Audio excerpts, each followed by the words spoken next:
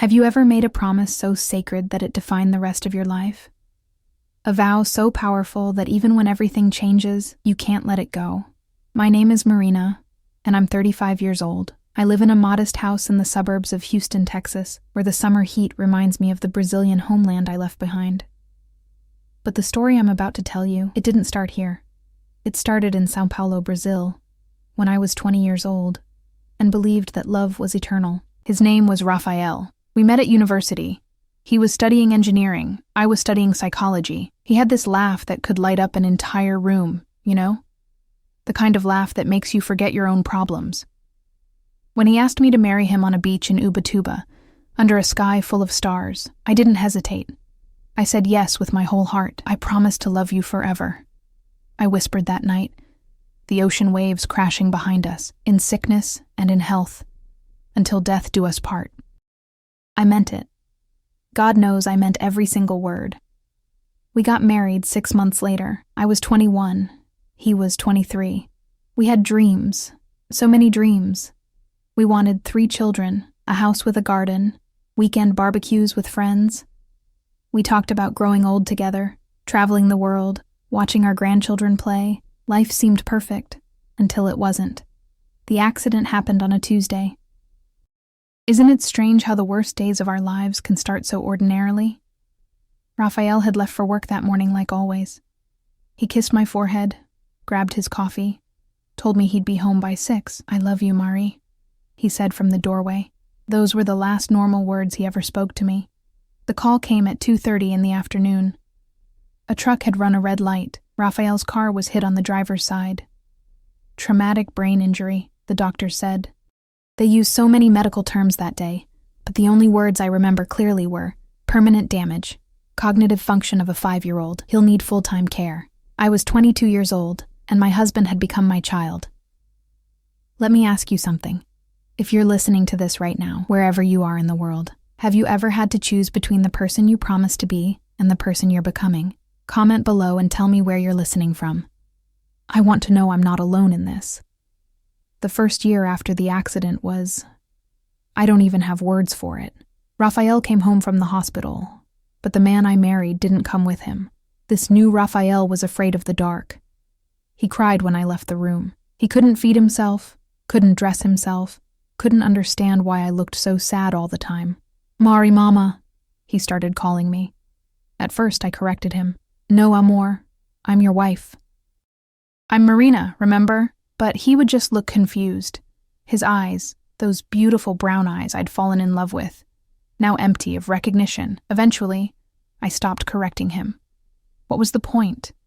My family tried to help at first. My mother would come over, bring food, help me bathe him, but I could see it in her eyes, the pity, the relief that it wasn't her burden to carry. My sister suggested care facilities, professional help, she called it.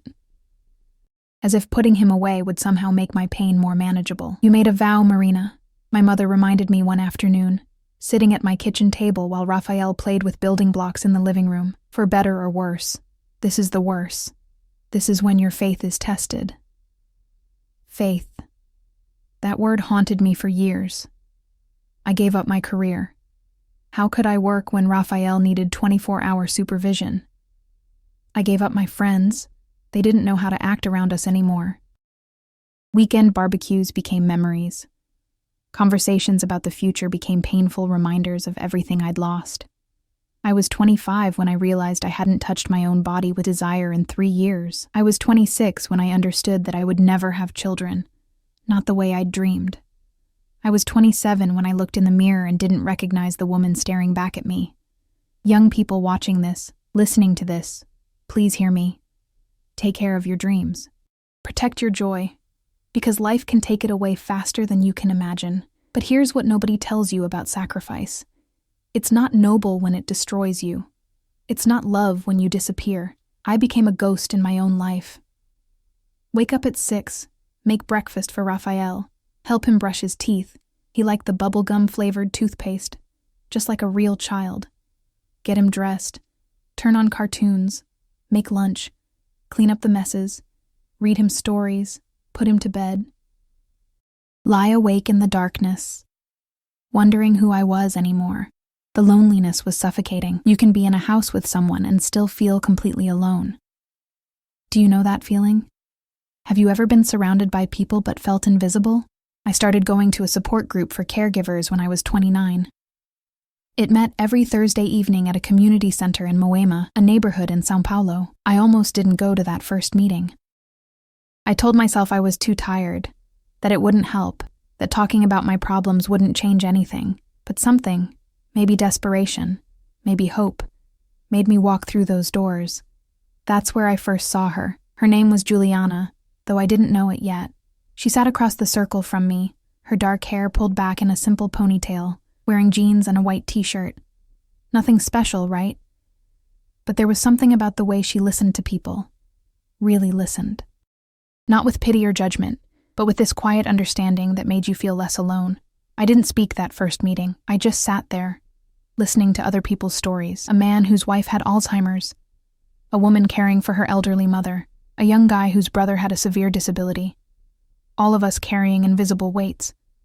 All of us slowly breaking under the pressure. When the meeting ended, Juliana approached me. "First time?" she asked softly. I nodded, not trusting my voice. "It gets easier," she said, "not the situation, but carrying it. You learn how to breathe again." I wanted to believe her. God, how I wanted to believe her. We started talking after the meetings. Just casual conversations at first, about the weather, about the terrible coffee they served, about anything except our real lives. But slowly, week by week, we opened up. She told me about her younger sister, who had cerebral palsy and required constant care. I told her about Raphael, about the accident, about the vows I couldn't break. "You're very loyal," Juliana said one evening as we walked to the parking lot after a meeting. "But Marina, who's taking care of you?" The question shattered something inside me. I stood there under the streetlight, and for the first time in years, I cried. Not quiet, dignified tears. Deep, ugly sobs that came from a place I'd locked away for so long. Juliana didn't try to fix it. She didn't tell me it would be okay. She just stood there with me, and when I finally looked up, she handed me a tissue and said, "Want to get some coffee? Real coffee. Not that terrible support group stuff." We went to a small cafe that stayed open late. We talked for 3 hours about everything, about nothing, about the parts of ourselves we'd lost and the parts we were fighting to keep. That was the beginning. If you're still listening, I need you to understand something. I didn't go looking for love. I didn't wake up one morning and decide to betray my vows. This isn't a story about a woman who gave up on her marriage. This is a story about a woman who was drowning and someone offered her air. For those of you who've been in impossible situations, who've had to choose between duty and survival, drop a comment. Let me know you're out there. This story gets harder before it gets better, but I promise you, it's worth hearing. Over the next few months, Juliana became my lifeline. We'd meet for coffee after the support groups. We'd text during the day, nothing inappropriate, just, "How are you holding up? And remember to eat something today." She understood my life in a way nobody else did. She never judged me for the resentment I sometimes felt. She never told me I was selfish when I admitted, one late night over our 5th cup of coffee, that sometimes I wished Raphael had died in that accident, instead of becoming this shell of a person. "That doesn't make you a bad person," Juliana said quietly. "It makes you human." I fell in love with her slowly, then all at once. It wasn't like falling in love with Raphael had been. That young, passionate, all-consuming fire. This was different. This was recognizing your own soul in someone else's eyes. This was finding peace in the midst of chaos. This was coming home to yourself. I was 31 when I first admitted it to myself. I was in love with Juliana. I was 32 when I finally told her. We were sitting in her car outside my house. Raphael was inside with a home care aide I'd recently hired to give myself a few hours of freedom each week. I was supposed to be running errands, doing grocery shopping. Instead, I was sitting in Juliana's passenger seat, my heart pounding so hard I thought it might break my ribs. "I need to tell you something," I said, my voice shaking. "And I understand if you can't, if this changes everything." Juliana turned to face me, her expression gentle. "Tell me." I love you. The words came out as a whisper, barely audible. I'm in love with you. And I know it's wrong. And I know I'm married. And I know this is impossible, but I can't keep pretending I don't feel. She kissed me. Soft.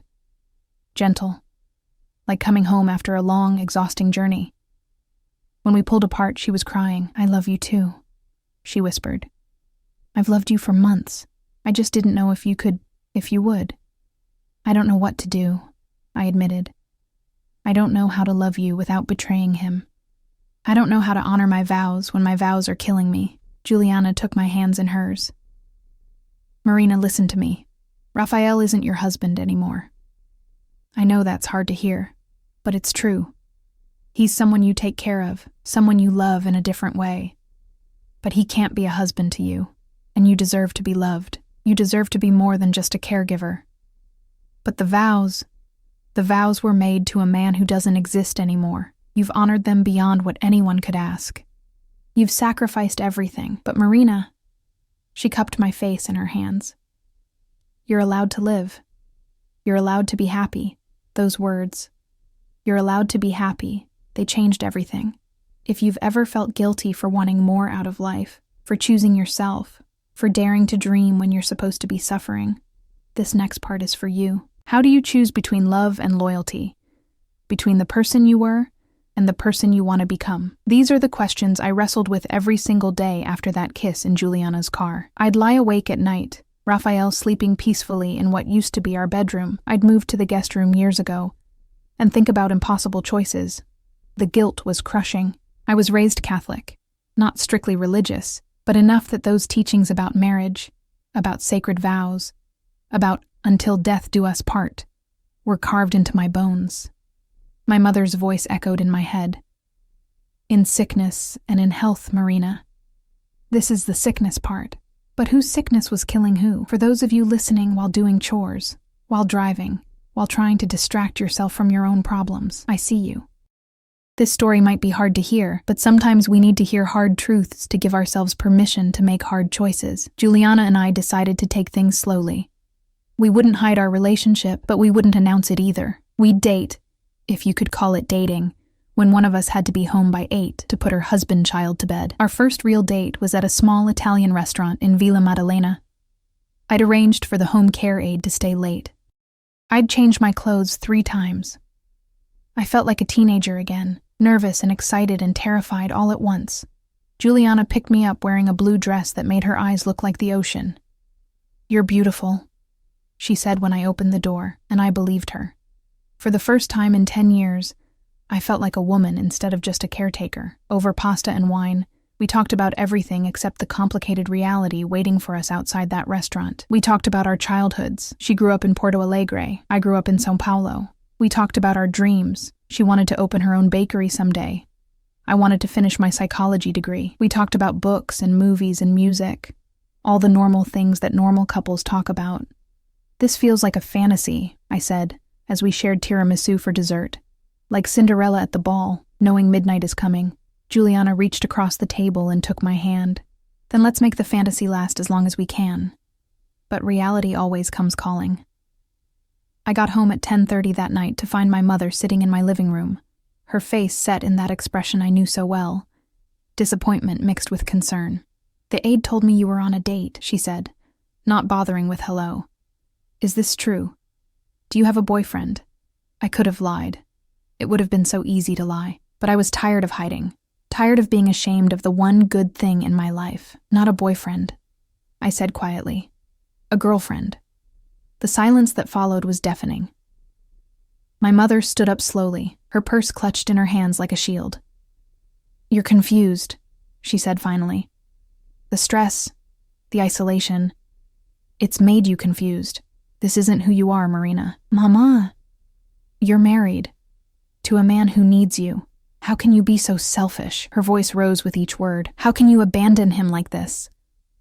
I'm not abandoning him. The words came out louder than I intended, years of frustration finally breaking free. I take care of him every single day. I gave up my career, my friends, my entire life for him. But he's not my husband anymore, Mama. He hasn't been my husband for 10 years. He's sick, Marina. He can't help that he's sick, and I can't help that I'm dying. I was crying now, angry tears streaming down my face. I'm 32 years old, and I feel like I'm 80. I wake up exhausted. I go to bed exhausted. I have nothing left to give because I've given everything to someone who doesn't even know who I am anymore. My mother's face softened slightly, but her voice remained firm. This is marriage, Filha. This is what you signed up for. I signed up to be a wife, not a mother to my husband. I signed up for partnership, not servitude. And I never signed up to erase myself completely. We stood there in my living room, the gap between us feeling like an ocean. If you do this, my mother said quietly, if you choose this lifestyle, you'll bring shame on this family. People will talk. They'll judge you. Let them talk, I whispered. I can't live my life for other people anymore. She left without another word. The door closing behind her sounded like a final judgment. Have you ever had to choose between family approval and your own happiness? Have you ever had to walk away from people you love because staying meant losing yourself? Share your story in the comments. I promise, you're not alone. The next few months were the hardest of my life. And that's saying something considering what I'd already been through. My sister stopped calling. My aunts and uncles whispered when they thought I couldn't hear. At family gatherings, the few I still attended, I was treated like I had some contagious disease. The family failure. The woman who abandoned her sick husband for another woman. But Juliana stayed. Through all of it, through every judgment and every cold shoulder, Juliana stayed. She came over one evening when I was particularly low. Raphael was having a difficult day.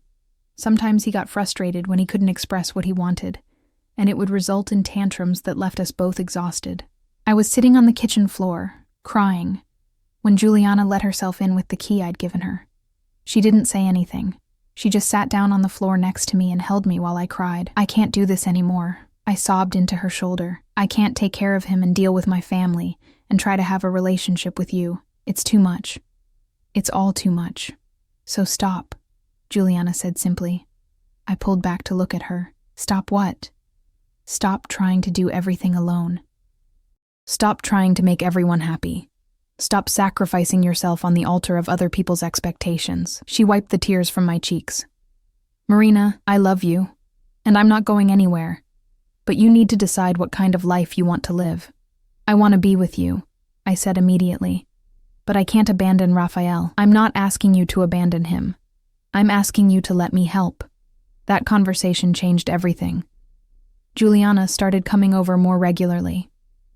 At first, she'd just keep me company while I took care of Raphael, but slowly she started helping. She'd make dinner while I helped Raphael with his bath. She'd read him bedtime stories while I cleaned up. She'd hold my hand while we watched TV after he went to sleep. Raphael took to her immediately. He called her Jules and would get excited when she arrived. Jules here! Jules here!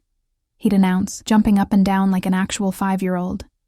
It was strange at first, watching the woman I loved interact with my husband who had the mind of a child. But it also felt right. Like pieces of a puzzle I didn't know existed were finally fitting together. He's sweet, Juliana said one night after we'd tucked Raphael into bed. We were sitting on the couch, my head on her shoulder. I can see why you loved him. I did love him, I said softly. I still do, in a way. But it's different now. It's like loving a child you're responsible for, not a partner you chose.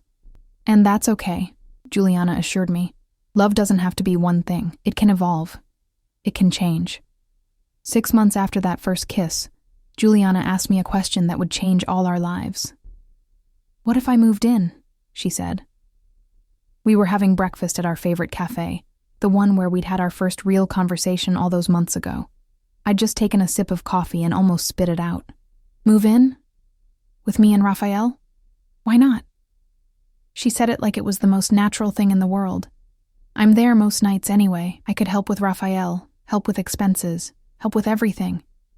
We could be a real family. Juliana, people will talk. People are already talking. She reached across the table and took my hand. Marina, I don't care what people think. I care about you.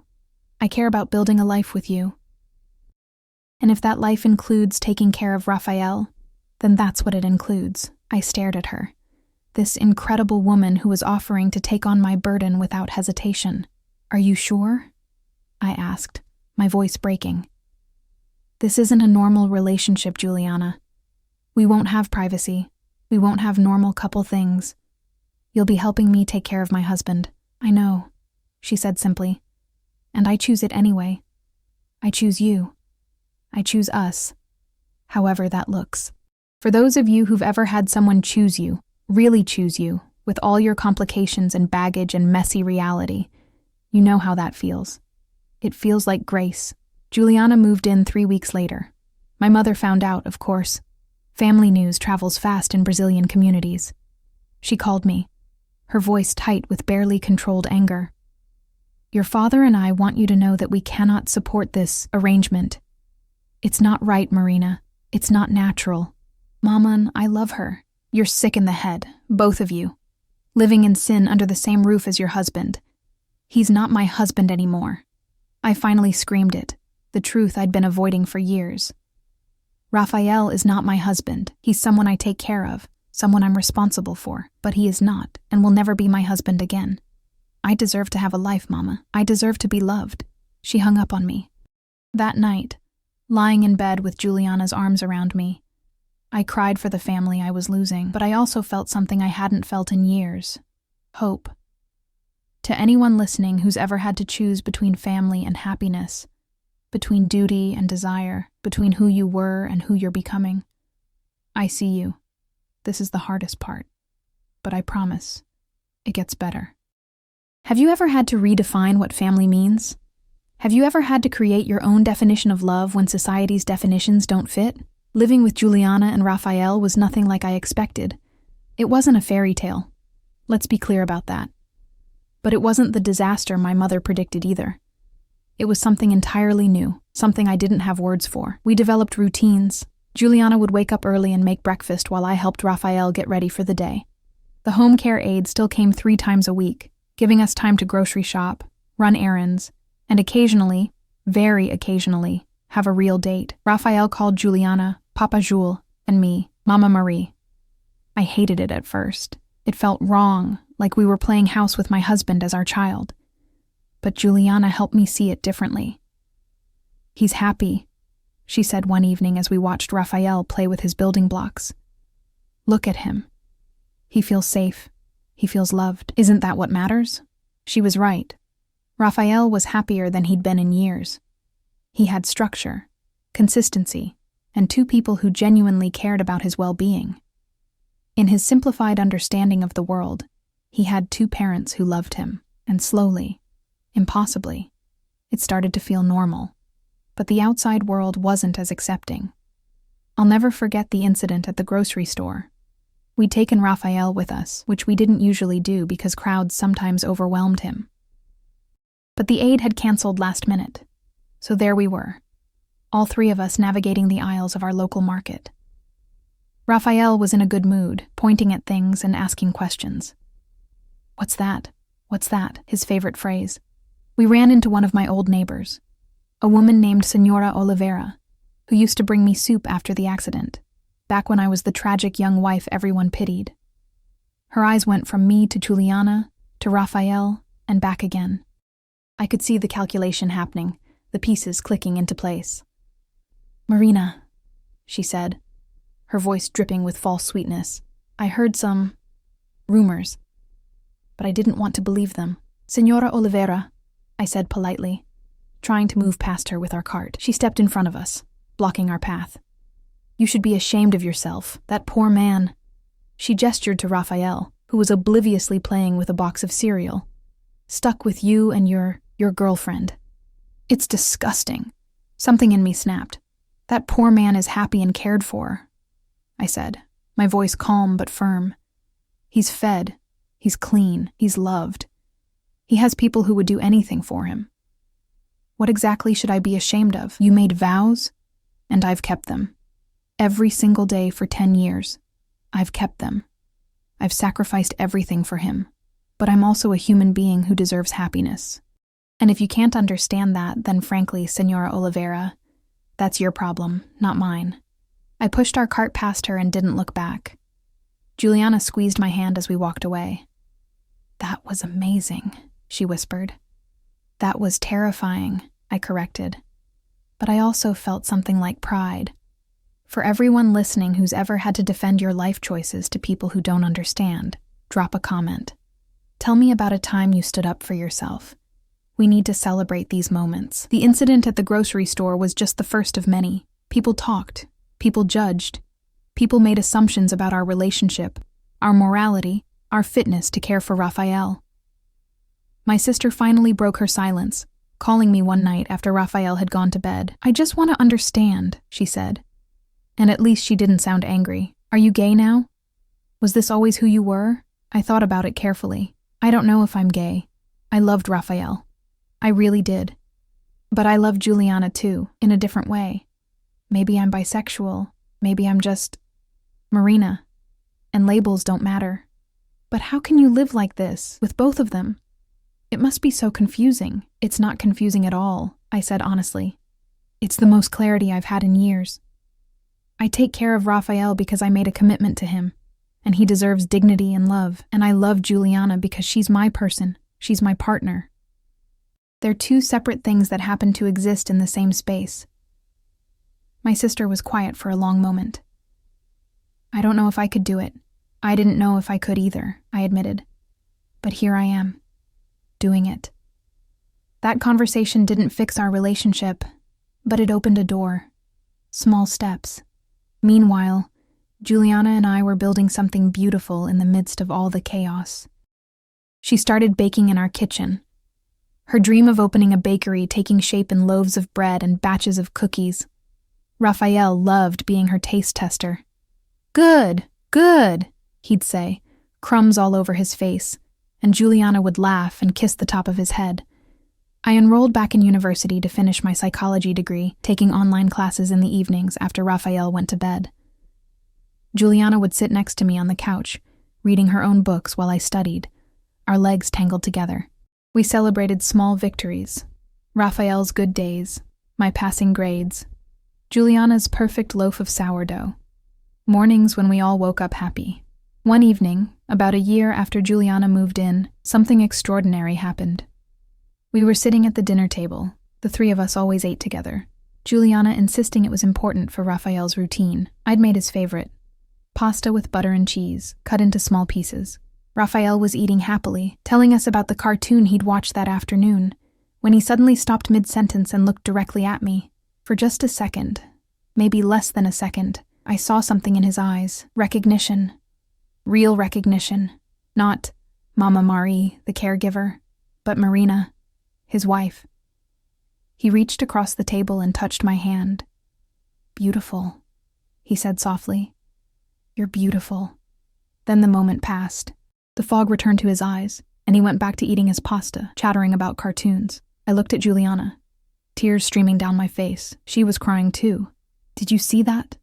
I whispered. I saw it, she confirmed. That night, after Raphael was in bed, I broke down completely. What if he's still in there? What if part of him knows what's happening and can't tell us? Juliana held me while I cried. Then he knows he's loved, she said firmly.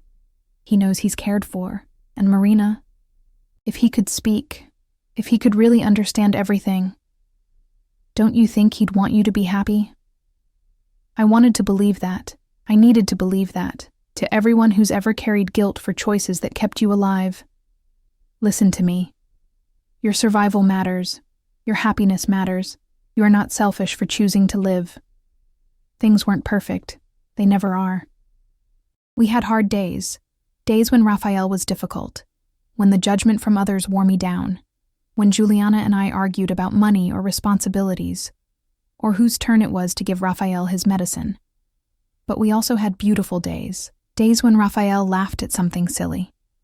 Days when Juliana would come home with flowers. Just because. Days when I'd finish an assignment and Juliana would cook dinner to celebrate. Days when we'd all watch movies together.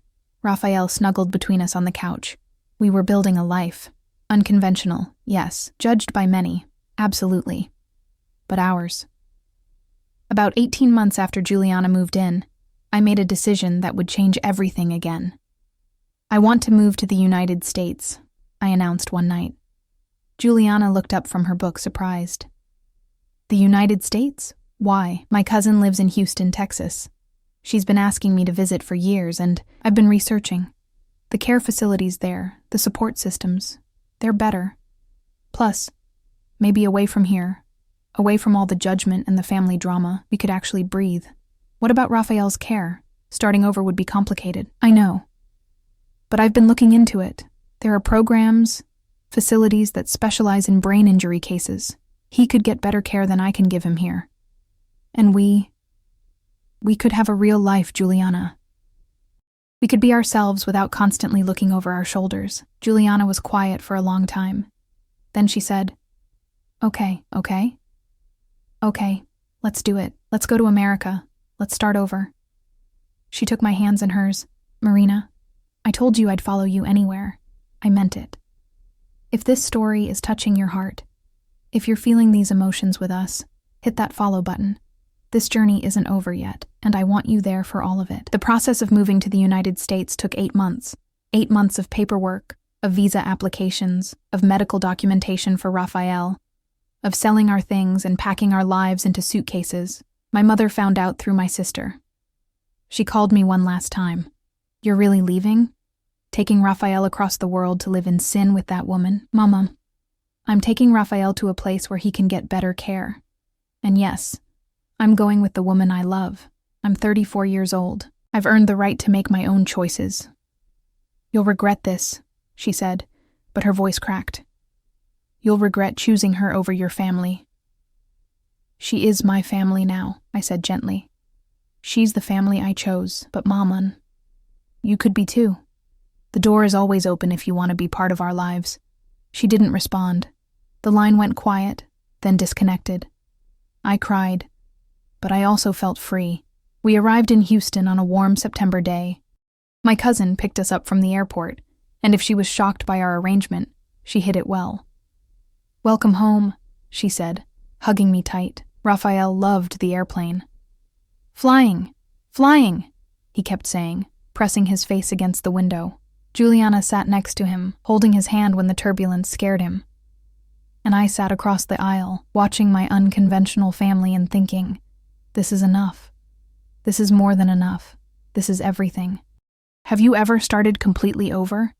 Left everything you knew behind and built a new life from nothing? Houston was nothing like São Paulo. The sprawling highways, the strip malls, the sweet tea that tasted nothing like Brazilian beverages. Everything was different, but different was exactly what we needed. My cousin helped us find a small house in a quiet neighborhood, 3 bedrooms, one for Juliana and me, one for Raphael, and one that Juliana turned into her baking room. The neighbors were friendly in that superficial American way, waving hello but never asking too many questions. We told people we were sisters taking care of our brother. It was easier than explaining the truth.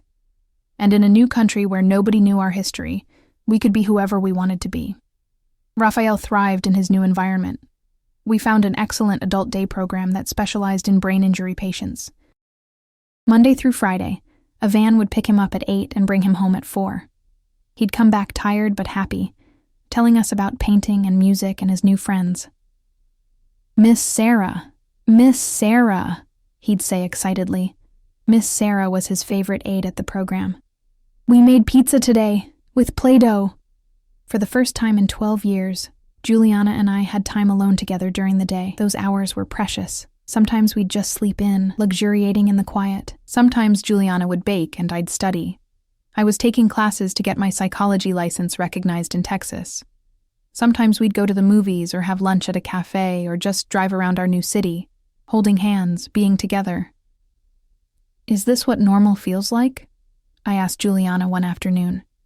We were at a park, having a picnic on a blanket under a huge oak tree. I don't know if we'll ever be normal, Juliana said, kissing my temple. But this feels right.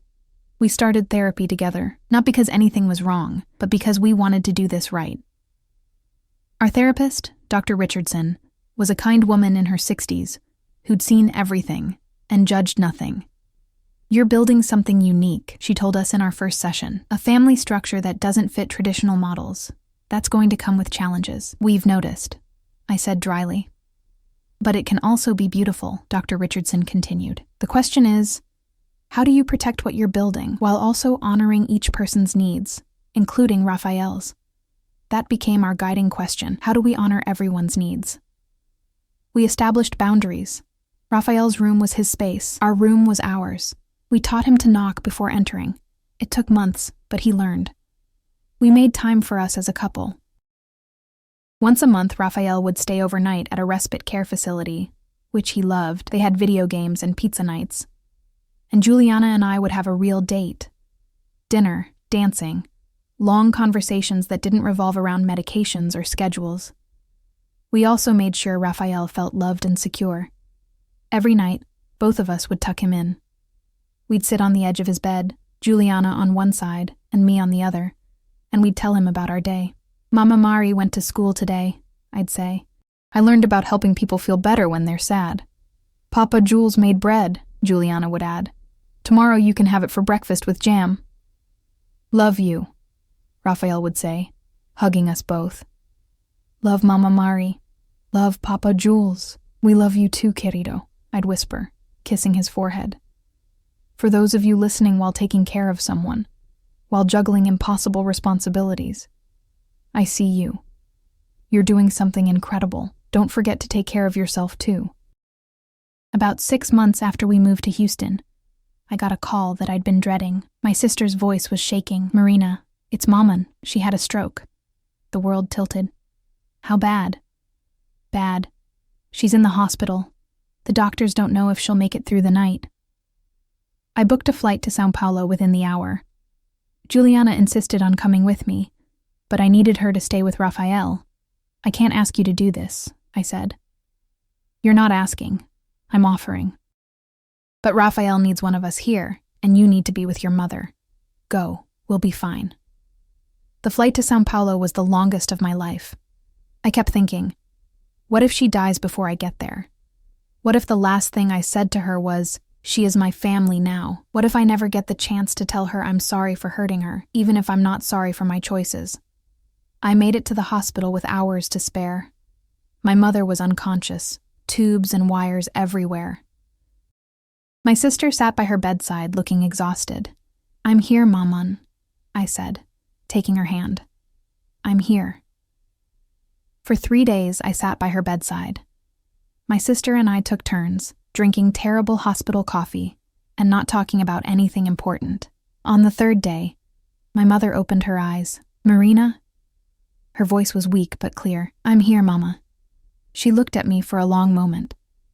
Then, with great effort, she said, I was wrong. I felt tears start to fall. Mine. I was wrong, she repeated, stronger now. I was so afraid of what people would think that I forgot to care about whether you were happy. I'm sorry, Filha. I'm so sorry. I laid my head on her chest and cried like a child. I'm sorry too. I'm sorry I hurt you. I'm sorry I couldn't be the daughter you wanted. You're exactly the daughter I needed, she whispered, her hand stroking my hair. Strong, brave, true to yourself. Tell me about your life. Tell me about Juliana. Tell me about Raphael. So I did. I told her everything. About our house in Houston, about Raphael's day program, about Juliana's baking, about our quiet routines and our unconventional family. My mother listened to it all. When I finished, she said, Bring them here. Before I die, I want to meet the woman who made my daughter smile again. Comment below if this is touching your heart. If you're crying right now, you're not alone. I'm crying too, remembering this moment. My mother survived the stroke, though it left her weakened.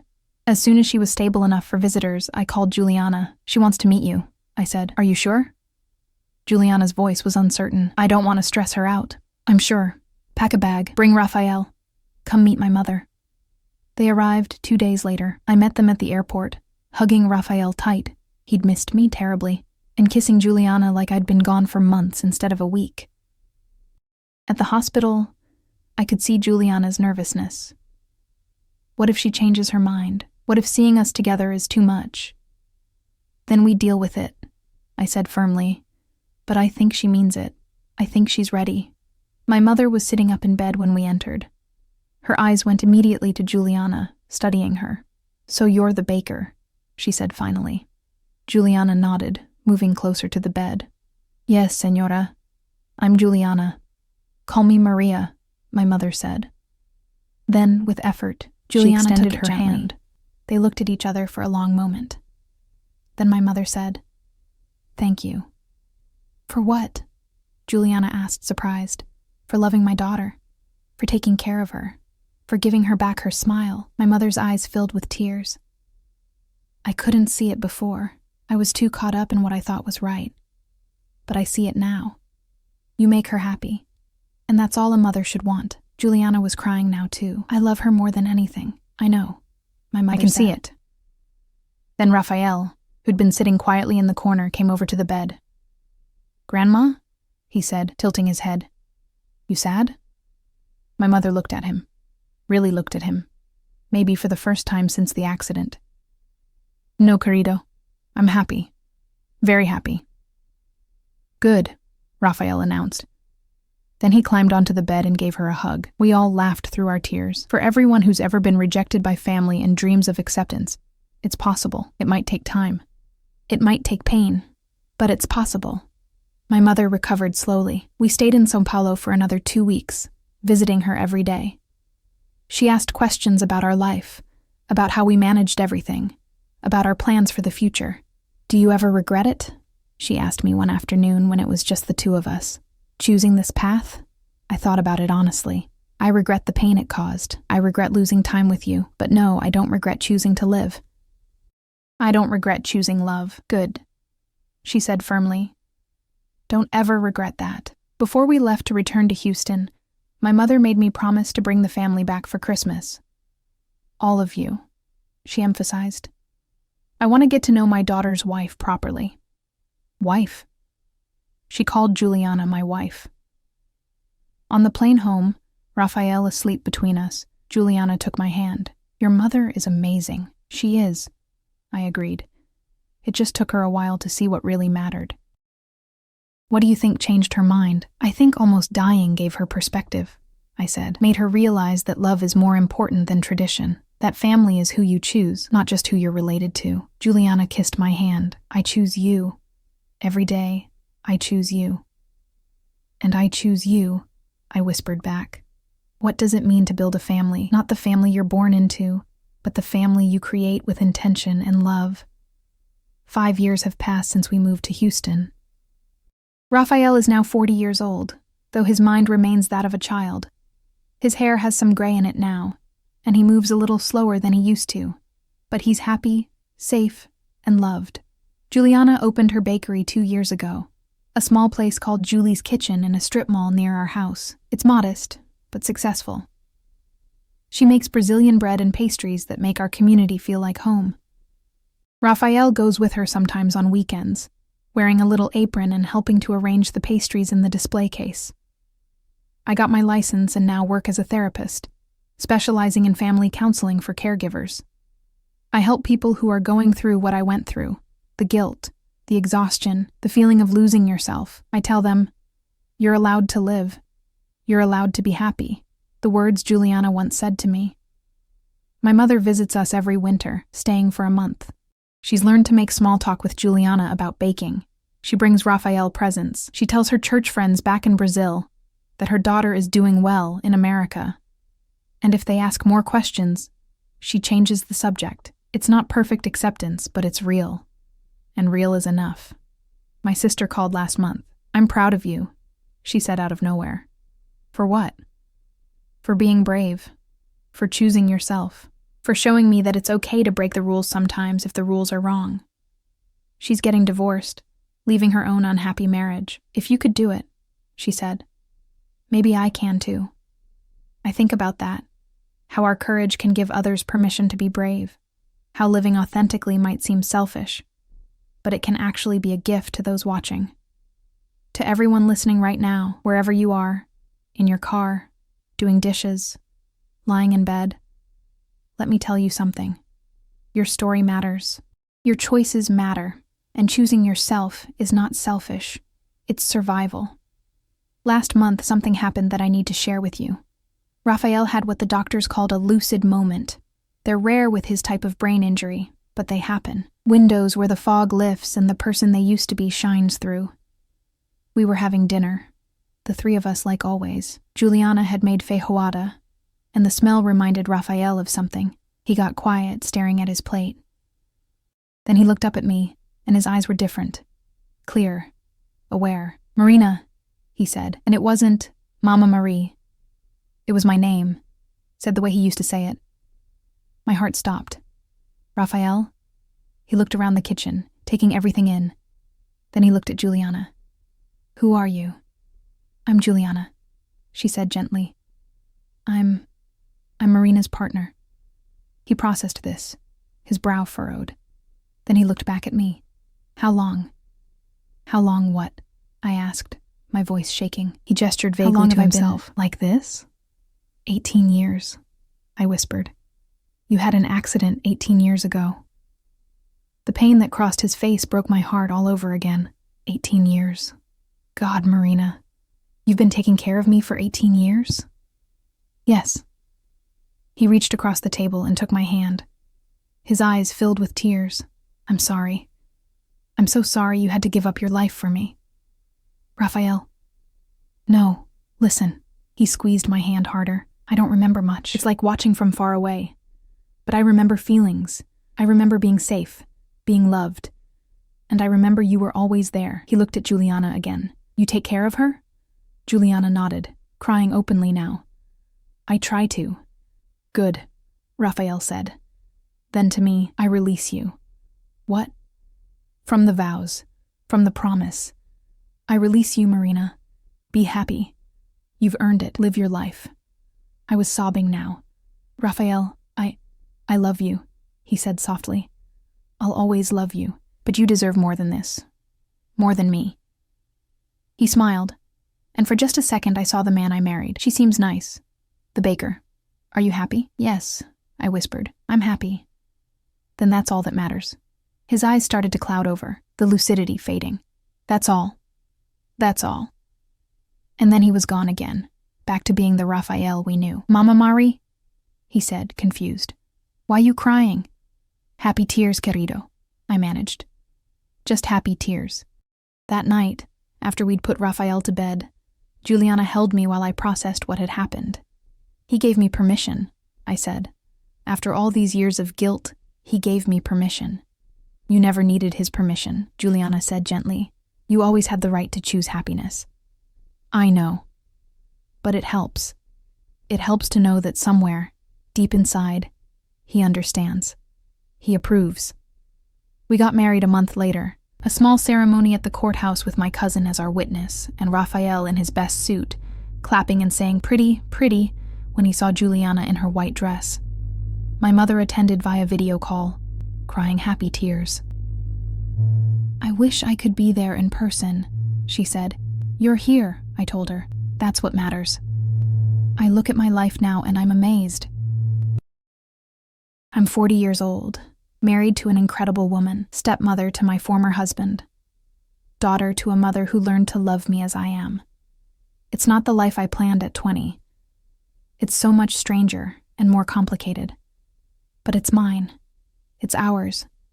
And it's filled with more love than I ever imagined possible. Raphael is thriving in his day program. Juliana's bakery is expanding. I'm helping more and more clients find their own paths to happiness. We're saving money to buy a house with a garden. Raphael wants to plant tomatoes. Some people still judge us.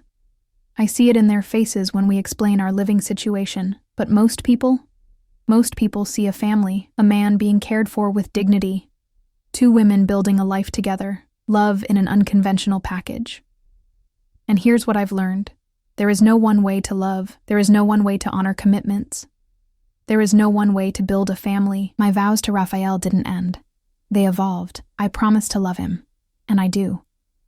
I promised to care for him in sickness, and I do. But I also made new vows to Juliana, to myself, to the life I want to live. These things don't have to contradict each other. Love is big enough to hold complexity. If you're listening to this and you're in an impossible situation, caring for someone, trapped by obligation, drowning in duty, please hear me. You are allowed to save yourself. You are allowed to seek joy. You are allowed to build a life that includes both responsibility and happiness. It won't be easy. People will judge you. You might lose relationships. You'll definitely face moments of crushing guilt. But you'll also find moments of unexpected grace.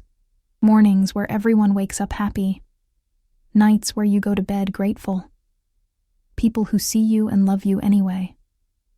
And slowly, impossibly, you'll build something new.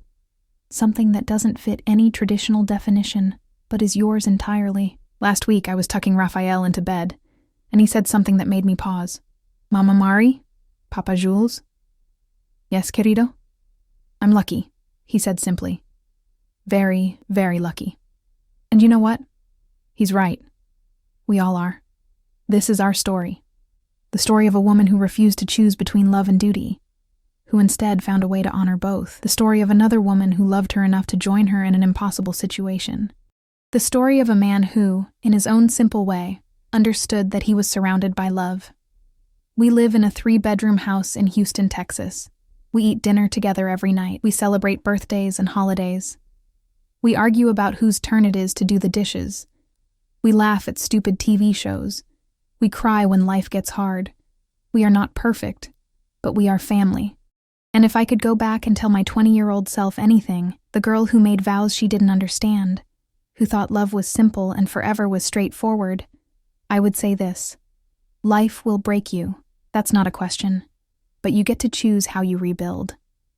And sometimes, in the breaking and rebuilding, you discover that you're stronger and more capable of love than you ever imagined. To everyone who's listened to this story, thank you. Thank you for hearing us. Thank you for not judging. Thank you for understanding that love comes in all shapes and forms. If this story touched your heart, share it. Someone out there needs to hear that they're not alone. That unconventional doesn't mean wrong. That choosing yourself isn't selfish. Drop a comment and tell me, what would you do in my situation? How do you define family? What promises are you keeping, and which ones do you need to release yourself from? Remember, you are deserving of love. You are deserving of happiness. You are deserving of a life that feels like yours. Raphael just called from his room. Mama Marie, Papa Jules, come here. We went to check on him, and he was sitting up in bed, smiling. I forgot to say goodnight, so Juliana and I sat on either side of his bed, like we do every night, and we said goodnight. And Raphael hugged us both and said, Love you too, querido, I whispered. And in that moment, with my wife on one side and my former husband on the other, with my mother's acceptance still warming my heart and my sister's pride still ringing in my ears, I thought, this is enough. This strange, complicated, beautiful family, this is enough. This is everything. Thank you for listening to our story. May you find the courage to write your own. Have you ever had to redefine what love means? Have you ever chosen survival over tradition? Share your story in the comments below. Let's build a community of people who understand that family is what we make it, not what society tells us it should be. Follow for more true stories about love, courage, and finding your own path. From Houston, Texas, this is Marina's story, but it could be anyone's story. It could be yours. Sonnet 4.5 Claude é uma IA e pode cometer erros. Por favor, verifique.